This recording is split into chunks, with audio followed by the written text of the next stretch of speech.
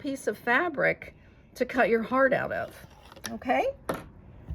And it ends up looking like this or something like this. And you can see this was our original. Now these I cut so skinny that they rarely don't show much, but that's okay because it's kind of fun. They're just sort of peeking out. So next thing you do, you've got your heart heated and bonded there with your sticky on the back. And you're gonna position it anywhere you want on this fabric. Because you made this fabric, you are gonna lose some of it, which is kind of a bummer, but it's just the way that this pattern works. So let's position it, say here. And what I would do, because, oh, I need 2 pins, darn it. What I would do is I would take a pin and put it here and stick it through the back just to mark the positioning of your heart. Same down here. So then when you take your sticky off the back, you know where your marking was and where you're going to put your heart to get the most bang for your buck of the fabric that you put together. So I've taken the sticky off the back there, and we're gonna position our heart, say that we have put our little pin right here and right here. Make sure it's laying flat. You're doing this on the right side? Yes.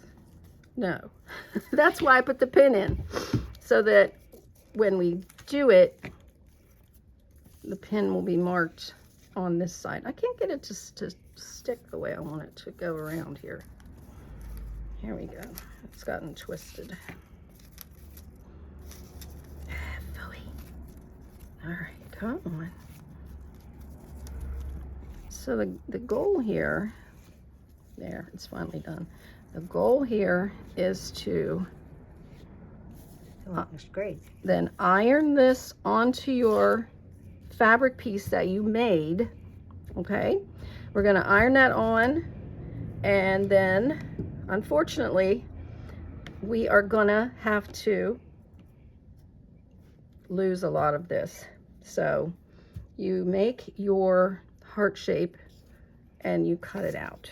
So you've got it heat and bonded on there, and you're going to cut it, and then you're going to have your heart here. You don't want to cut the middle out. You just want to cut around the outside of your shape. And the reason that we cut it the way we did is that the heat and bond here in the center would have made it too bulky and too stiff.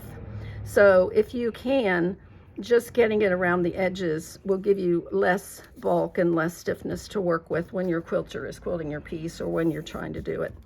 So we're going to stick that down. We're going to cut out the heart. We're going to say goodbye to these lovely pieces that we put together on the outside. You know, try to get as much of it as you can, just to, you know, the parts that you really like, make sure you include those in your heart. This can be the center if you want. We could even turn it this way. You know, just play with it, see how you want it to look. Position it on your fabric, and then once you've cut it out, we are going to get our piece, our 13 by 13 square, and we are going to put that heart, pretend that this one doesn't have its backing already. We are going to center that heart on the creases so that we can get it in the middle of our 13 by 13 inch block, and we're going to press it on here, which will adhere the heat and bond. It'll adhere the heart to the square. So then you've got your raw edged heart on your square, and you're going to need to applique around the edges. If you really wanted to, I suppose you could needle turn it, but I just used a blanket stitch from my machine and stitched it down there, no problem, quick to do.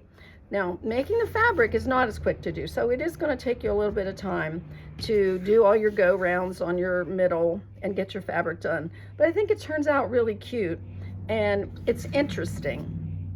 So more interesting, I think, than just cutting a heart out of one fabric and saying, there it is. So there is our first block for Tales of Ireland. Thank you, thank you.